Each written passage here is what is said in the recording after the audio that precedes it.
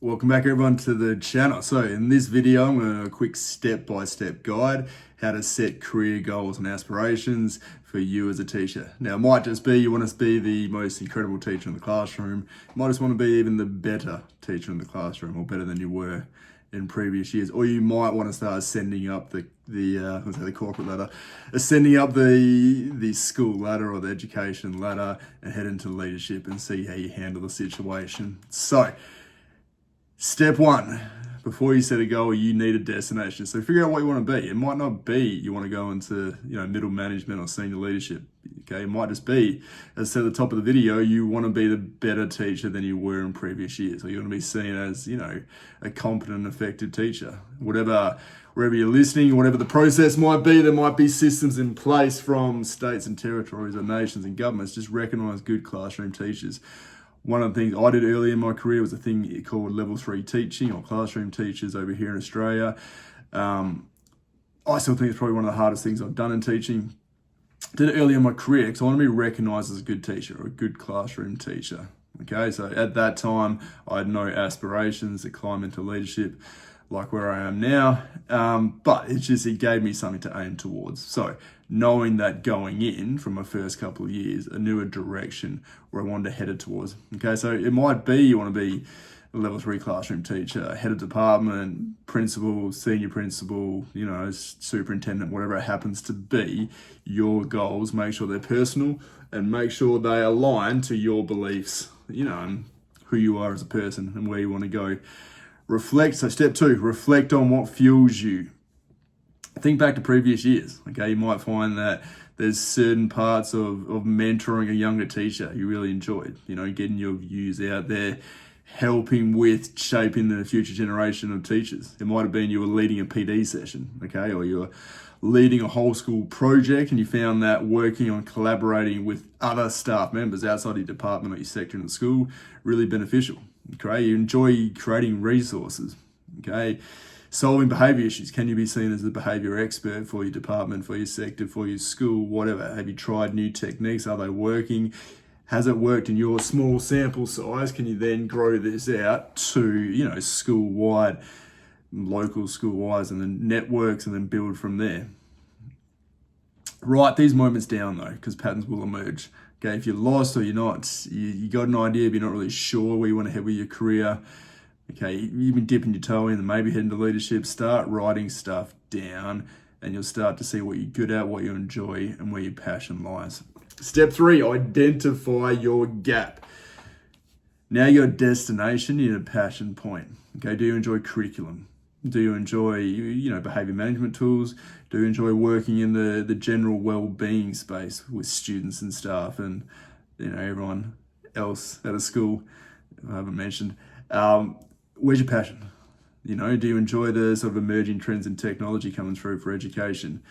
Can you take these passions, time into your goals, and then use that to help better your career or sort of, improve your career? Now, it's not just about making more money and getting more stature and climbing up the career ladder. It's just what I find, especially for me, if I'm staying stagnant, I start getting frustrated or I start getting bored. So if I'm constantly moving or heading forwards in a direction, usually hopefully the right direction, it keeps me sane to a certain extent. Make sure you got a qualification, or if you need a qualification, don't have to go to university and stuff for most of the things that you're looking to do. If it's leadership, can you do leadership PDs to help you when you do advance into the position? Experience, can you lead a small team, so 2 or 3 other colleagues working on a project? Can you expand that, work with more colleagues across a project, across the school? Okay, it's very different from, especially in leadership, if you're looking to go into that, where they're sitting back and going, I want to go into leadership, and then when you actually start doing it and things aren't going the way you'd hope they were, it can be a telling times, So leadership's tough, but getting the experience and getting the hands-on experience, so to speak, that's where you're going to find out whether you truly want to go into it. And the same with staying in the classroom, or being recognised as an effective teacher. Okay, is this where you want to stay? Is this where your passion is? What's going to be involved in that process? So step 4, set a 12-month goal.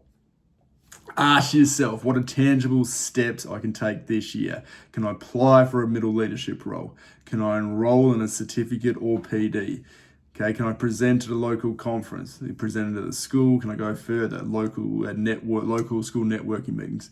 Can I go to bigger meetings beyond that? Do I enjoy presentations? Okay, if I'm going to go into certain other career advancements, presentations are normally a big thing, or they're usually more consistent. You need that skill. How can I build this skill up? Okay, I think the biggest one here is to shadow someone in that role, or you admire or you respect. Admire is a strong word, probably respect. Respect's a strong word as well, but respect's a better word in this situation. So shadow someone. So it might be if you're looking to go into, I was lucky before I headed into leadership, I had 2 to 3 good different leaders at different schools I was working in a role I wanted to go into, which really helped me. And they were different as well, so I could take what worked for them. I mean, leadership like teaching is very personable. It comes down to you as a person. But having those 3 mentors in my time at different schools helped me get a cross-section of what works and what doesn't work in leadership, so to speak. And they were all 3 of them were very competent leaders with a high amount of experience. Okay, but without having had them as mentors or people as my direct leaders, would have been not an end game kind of thing for me going to leadership, but it definitely would have taken me a lot longer to get up on my feet once I did go into a leadership position. Step 5, break it down into action steps. So you've got your goal, you've got your 3 to 5 year plan, you've got your 12-month plan.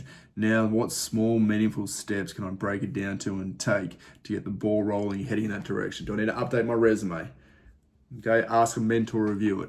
With your resume, most people I find with leadership and teaching, they might be applying for a job in 2 months' time or shorter, and they're trying to scramble and get all the evidence together, whereas 18 months or 2 years previous to that, they were already doing leadership stuff. So when you're doing it in the moment, start annotating what you're doing for leadership, or what you're doing to improve your career at the time, what project you're working on. How's that helping you towards your goal? Google Docs, I find the best, but it's the discipline at the time of writing it down. Don't just put it off to later thinking you'll remember it. And then apply for positions when open. The good one here is your short-term position. So it might be covering someone in maternity leave, or it might be covering someone that's away for a short term. Okay, get in there, get the experience, get your boots on the deck, and see if it's for you. Step 6, check in monthly. Doesn't have to be monthly. I usually like weekly, so I do little weekly reviews. So Sunday evening before I start up school for the week, this is what's working well. This is what I need to improve on. Am I heading towards the goals as me as a leader, my department, and then I break it down to me as a teacher as well. Okay, those little check-ins, and be honest with yourself. It's not going to be all, I am incredible at what I'm doing. This is sensational. I'm really enjoying it. I mean, you hope it's going to be that way, but more times than not, you're going to have those bad days, and that's where the true reflection and character comes out. Okay, and then just make sure if you're starting to stray from your goal for career advancement, what can you do to bring yourself back on track? So, if you're feeling stuck or lost, zoom out, reflect, find your fuel, name your goal. How can you look at to improve? Where can you go for career aspiration? You're allowed to dream bigger. Doesn't just need to be survival. Okay, have some goals, work towards, getting your passion out there. You deserve a career that inspires you. So let me know in the comments, what is your 12-month career goal plan? And like always, thanks for listening.